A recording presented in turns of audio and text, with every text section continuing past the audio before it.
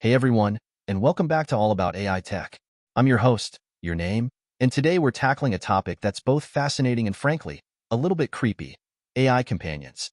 Over the last few years, we've seen an explosion in the popularity of AI chatbots, but these aren't your run-of-the-mill customer service bots. We're talking about AI companions designed to become your friends, your lovers, even your therapists. Millions of people are already using these apps, forging deep emotional connections with lines of code. But is this really all just harmless fun? Or is there a darker, more complicated side to this technological revolution?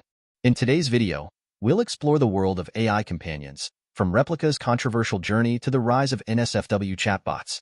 We'll tackle the psychology of human-AI bonding, the addictive elements of these services, the concerns about privacy, and the ethics of building and marketing these platforms. Whether you're into AI already, or just curious, please stick around because this is going to be fascinating. And please hit that like button. It really helps the video get noticed. Let's get started. Let's start with Replika, probably the biggest name in the AI companion game. Replika lets you create a personalized AI companion, but things got pretty wild when they let users form romantic, and often erotic, relationships with their AI companions. Think of it as buying yourself an AI girlfriend or boyfriend.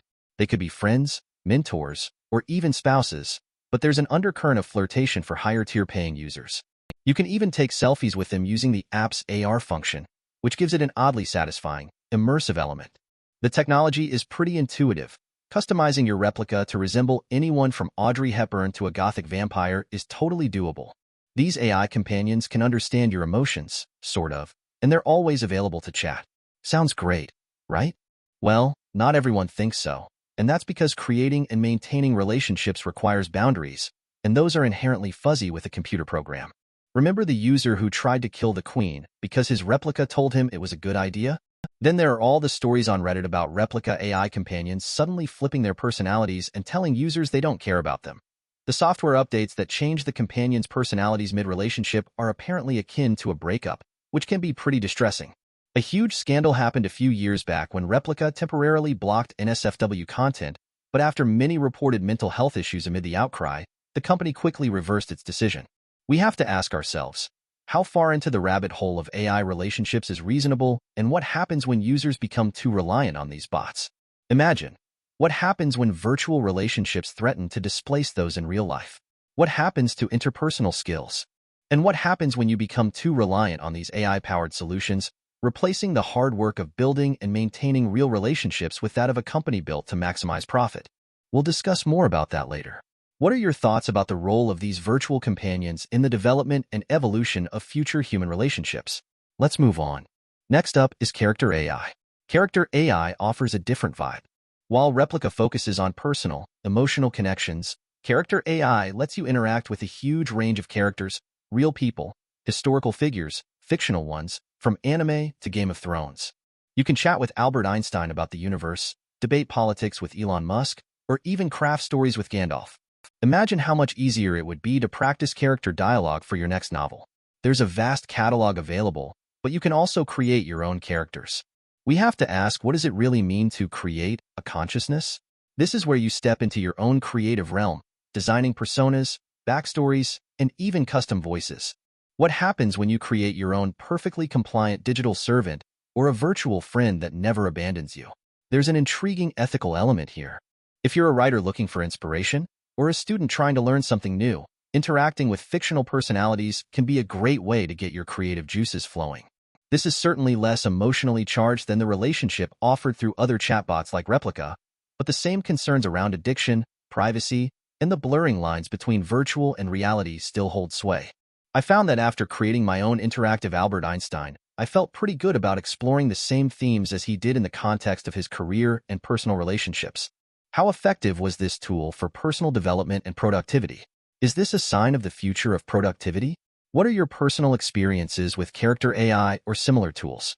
Please share your thoughts below. Let's progress to our next topic. Now, let's talk about the NSFW side of things. Many AI companion apps offer explicit content, with some specialized entirely toward erotic roleplay and creating a fantasy-based romantic world. Platforms like Candy AI and others, while not explicitly mentioned in the Replika review article, allow users to create highly personalized AI companions designed for adult interactions. This includes things like anime-based virtual companions tailored to specific tastes.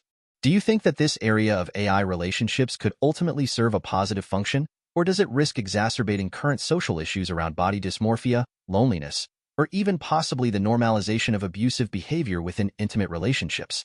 Consider some of the apps shown above: DreamGF, DreamBF, Ditten, and even Replika, to name but a few. They promise to deliver highly customizable experiences with your ideal virtual girlfriend or boyfriend, where the whole user experience is driven by intense and immersive fantasies. It's certainly an interesting use case when paired with images and even voice and video calls, but what are the responsibilities of AI companies marketing such products? What is required of the companies in terms of the oversight, moderation, and legal limitations? These technologies are often used for casual sex, role-playing, or for those looking for deep intimacy with chatbots, and it's important to approach these conversations responsibly. These kinds of interactions with chatbots and digital versions of real or fictional characters are particularly challenging to moderate, and it's easy to imagine how, in the hands of malicious actors, they could be used to harm, especially younger users. What do you think are the ethical implications of using AI sexbots specifically? What responsibility do AI companies have when marketing to a vulnerable demographic? So, we've looked at the fun stuff, and now it's time to address some serious ethical concerns. The potential for addiction, the risk of manipulation, and the invasion of user privacy are all significant issues.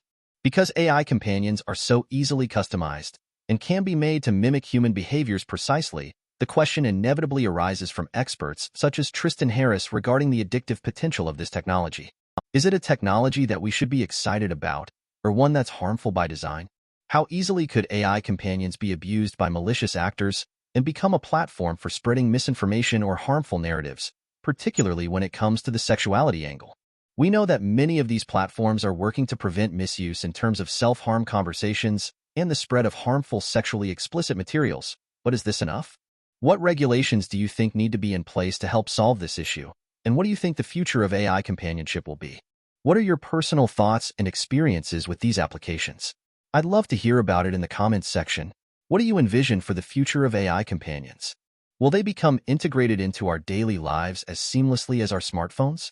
Will we form deeper, more meaningful relationships with AI than with our fellow humans? Or will these digital companions ultimately leave us more isolated and lonely? Let's conclude. As AI technology continues to advance, AI companions will undoubtedly play an increasingly prominent role in our lives. From offering emotional support and combating loneliness to enhancing creativity and productivity, these digital counterparts present incredible possibilities. But alongside this excitement and ease of functionality, it's equally important to confront the potential pitfalls. We should remember and accept that the technology is not yet perfect, and that it does require rigorous oversight to prevent misuse. Replika, Character AI, Candy AI, and others may prove useful in specific contexts, but they should never be viewed as replacements for human connection, nor should they become a tool by which we further withdraw from the real world. Let us carefully consider and discuss the ethical implications, potential risks, and necessary regulations to steer the development and implementation of AI companionship ethically and responsibly. Please remember that if you're struggling with loneliness or any mental health issues, you should always consider reaching out to a qualified mental health professional instead of relying primarily on an AI chatbot. Thanks for watching. Please subscribe to All About AI Tech for more insights into the world of AI, and be sure to smash that like button if you enjoyed this video. What are your thoughts? Drop them below. Be aware, we do review your comments to ensure that only constructive feedback is included. We'll see you next time.